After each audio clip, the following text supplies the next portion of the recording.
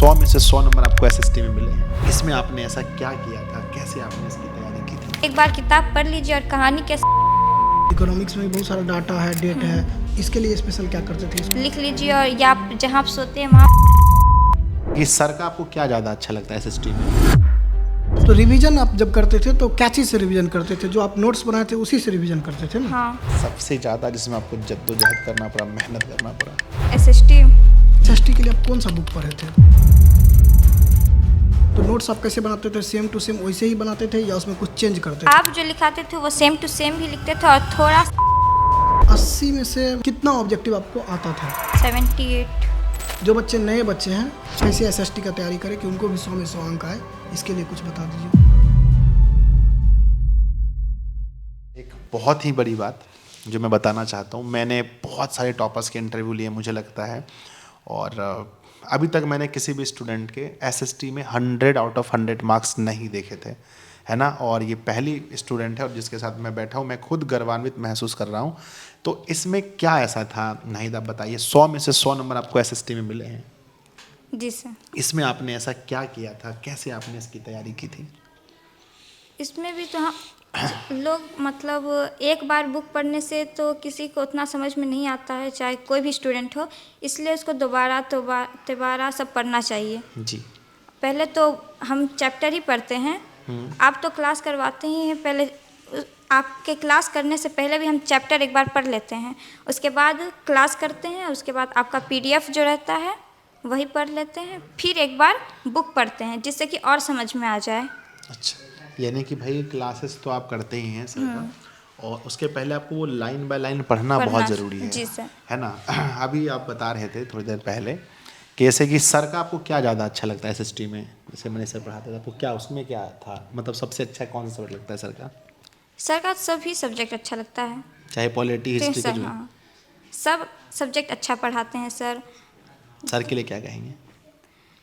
Sir के लिए क्या, सर तो बहुत अच्छा पढ़ाते हैं, और ऐसे ही और सभी इससे पहले भी और मेरे सीनियर बैचेस स्टूडेंट्स को भी पढ़ाए हुए हैं जो अभी तक इतना अच्छा अंक लाए हैं, और आगे भी सर जी का सभी बच्चों के साथ सपोर्ट रहेगा कि वो भी एसएसटी अच्छा में। करें। जी सर। तो मेरे बच्चे एसएसटी को लेकर मैं हमेशा ये कहता हूँ कि ये चीज़ आपको बुक लाइन बाय लाइन पढ़ना चाहिए, और जो भी सर पढ़ाते हैं उसका नोट्स आपको प्रॉपर खुद से बनाना चाहिए, ठीक है ना, तब ये बहुत अच्छा होता है। तो आपने ये किया है ना, फिर वही चीज़ रिपीट हुआ, आपने क्वेश्चन बैंक लगाए, वो किए, ठीक है। एसएसटी में ये है, मेन इंपॉर्टेंट है खुद से पढ़ने का, उसके बहुत सारे मेन पॉइंट होते हैं ना। उसको नोट्स बनाते थे हम। हाँ हाँ, सभी सब्जेक्ट का नोट्स बनाते थे आपने हम। अपना सेल्फ नोट्स बनाया, जी सभी सर। सब्जेक्ट के बनाए जी हैं। सर। सबसे ज़्यादा जिसमें आपको जद्दोजहद करना पड़ा, मेहनत करना पड़ा? मेहनत तो एसएसटी। एसएसटी। तो भाई एसएसटी में मेहनत करना पड़ा तो 100 में से 100 भी तो आ गया ना। जी सर। तो प्यारे बच्चों, ये हो गया ना, बिना कुछ किए जय जयकार नहीं होती, कोशिश करने वालों की कभी हार नहीं होती। अगर आप कोशिश करते हैं तो आपकी हार नहीं होती है। यहाँ बहुत बड़ा लेसन है, जिसमें आप ज़्यादा मेहनत करते हैं मार्क्स भी अच्छे आते हैं। जी सर। एसएसटी में आपको सबसे आसान विषय कौन सा लगा? हिस्ट्री। अच्छा, हिस्ट्री सब बच्चों को 10th क्लास में थोड़ा भारी लगता है, क्योंकि जी सर। वहाँ पे ना कुछ जो चैप्टर है शुरू का वो विश्व का इतिहास वाला दिया है ना, यूरोप Yes, में sir. राष्ट्रवाद, रूसी क्रांति, ये सब, इस वजह से। लेकिन आपको आसान क्यों लग रहा था? हम उसको किताब पढ़ के हम उसको कहानी के तरह समझते थे। लोग मतलब स्टूडेंट्स और 10th क्लास के स्टूडेंट्स हैं जो कि लाइन टू लाइन रटते रहते हैं, ऐसे पढ़ते हैं, लेकिन ऐसे नहीं। आप एक बार किताब पढ़ लीजिए और कहानी के तरह समझिए, तब आपको बहुत अच्छा लगने लगेगा। इतिहास की तैयारी में आप किस किस बात का ध्यान रखे थे? हम तो सबसे पहले कहानी बना लेते थे, जैसे किताब पढ़ लेते थे, उसको कहानी की तरह समझ लेते थे, और फिर जो आप मेन पॉइंट जो लिखवाते थे हम उसको पढ़ लेते थे। उसके बाद हम भी आप जो मेन पॉइंट लिखाते थे हम उसको पढ़ लेते, उसके बाद हम अपने से भी किताब जो पढ़ते थे उसको अंडरलाइन कर लेते थे, वो भी रात को हम पढ़ लेते थे। सबसे भारी विषय कौन लग रहा था सोशल साइंस में? पॉलिटिक। फिर वो कैसे आसान हुआ?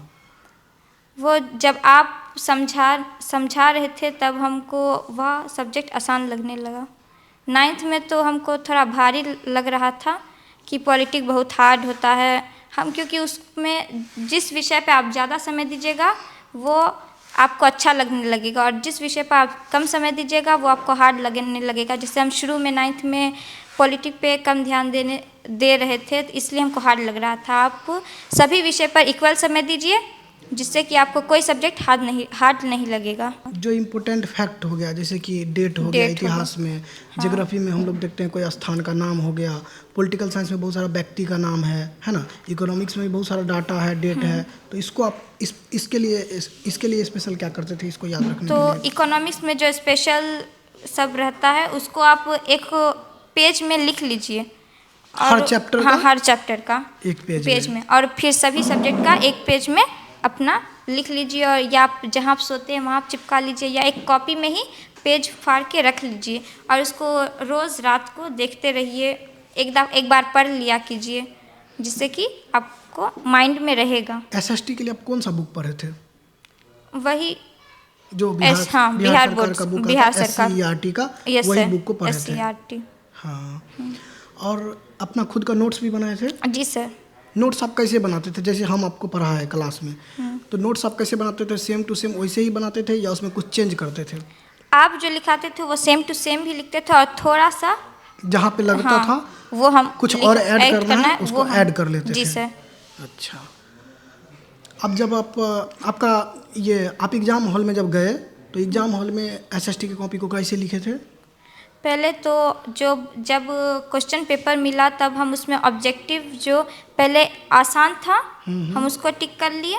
उसके बाद जो उससे थोड़ा डिफ़िकल्ट लगने लगा कि थोड़ा सा उसमें थोड़ा याद करने की ज़रूरत है कि क्या कैसे है, तब उसमें थोड़ा समय दिए। तब और जो डिफ़िकल्ट लगा कि उसमें थोड़ा समय लगेगा, तब उसके बाद वो बनाए। उस ऑब्जेक्टिव के बाद फिर सब्जेक्टिव में हम जैसे संजय सर बताए थे वैसे लिखे हम सब्जेक्टिव में। 80 में से मतलब कितना ऑब्जेक्टिव आपको आता था जो एग्ज़ाम हॉल में आया था उसमें?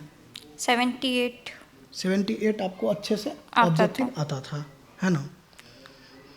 और सब्जेक्टिव में अगर हम लोग बात करें तो आपको हिस्ट्री, ज्योग्राफी, पॉलिटी, इकोनॉमिक्स, किसी भी सब्जेक्ट के सब्जेक्टिव को लिखने में कोई दिक्कत हुआ? नो सर, आराम से लिख लिया? आराम से। दीर्घ उत्तरीय क्वेश्चन को कैसे लिखे थे? दीर्घ उत्तरीय क्वेश्चन जो था उसको हम थोड़ा सा पहले सोच लिए थे, उसके बाद लिखने लगे हम। थोड़ा सा उसका पहले उसके बारे में सोच लिए। जैसे हम क्लास में तरीका बताते थे कि पहले दीर्घ उत्तरीय को सोचना है, फिर उसका स्टेप क्लियर करना है कैसे लिखना है, और फिर उसको लिखना है। तब उसको पॉइंट बाय पॉइंट करके हम लिख लेते। हाँ, मतलब आप जो है ज़्यादातर क्वेश्चन दीर्घ उत्तरीय में पॉइंट बाय पॉइंट करके लिखे हैं, तो है ना? जी सर। जो बच्चे नए बच्चे हैं उनको जो है कैसे SST का तैयारी करें कि उनको भी 100 में 100 अंक आए, इसके लिए कुछ बता दीजिए। वही कि डेली बुक पर है। हाँ, सबसे जो मेन बात है बुक को अधिक से अधिक पढ़ना है। आप क्लास पे ही निर्भर नहीं रहिए और अपना 100% दीजिए अपने स्टडी में। 100% देना है। जी सर। तो बुक को पढ़ना है सबसे ज़्यादा। उसके बाद नोट्स जो है खुद का होना चाहिए, है ना? ये नहीं कि हम प्रिंट करा लिए उस नोट्स को रट रहे हैं, तो उससे फ़ायदा कम है। खुद से नोट्स को बनाना है। जी सर। उसके बाद रिवीजन कैसे करते थे? रिवीजन जो नोट्स बनाए हैं उसको एक बार रात को हम पढ़ लेते थे। जैसे कि अभी हम मान लीजिए 5वां चैप्टर पर है इतिहास में, तो पहला, दूसरा, तीसरा, चौथा चैप्टर, इसका रिवीजन कैसे करते थे? जब आप पहला चैप्टर पढ़ा दिए, पूरा कंप्लीट हो गया, तो हम एक दिन संडे रहता था, उस बीच में तो संडे आता ही है। तब उसमें हम पूरा चैप्टर रिवीजन कर लेते थे। उसके बाद नेक्स्ट संडे हम सेकेंड चैप्टर रिवीजन करते थे। उसके बाद थर्ड चैप्टर, फिफ्थ चैप्टर, फिर फिफ्थ चैप्टर पे जब आ जाते थे तब एक दिन में ही हम पूरा रिवीजन नहीं करते हैं। वो पॉसिबल नहीं है किसी भी स्टूडेंट के लिए। हाँ, तो रिवीजन आप जब करते थे तो क्या चीज़ से रिवीजन करते थे? जो आप नोट्स बनाए थे उसी से रिवीजन करते थे ना? हाँ, और फिर बुक में जो हाईलाइट किए थे उससे रिवीजन करते थे। जी सर, है ना? चलिए बच्चों, आप लोग ज़रूर कमेंट कीजिएगा कि आपको ये इंटरव्यू कैसा लगा, और अपने सभी दोस्तों में शेयर कीजिएगा, और एक गोल ज़रूर बनाइएगा स्टार्टिंग से, और उस गोल पर आपको टिके भी रहना है। अगर आपको जिस दिन लगे कि भाई 5-6 घंटे हम पढ़ के बहुत पढ़ रहे हैं, नहीं, बहुत बच्चे पढ़ रहे हैं, और ऐसा भी नहीं है कि पढ़ने से ऐसा हो कि आप खूब पढ़ रहे हैं आपका रिजल्ट खराब होगा, ऐसा नहीं है।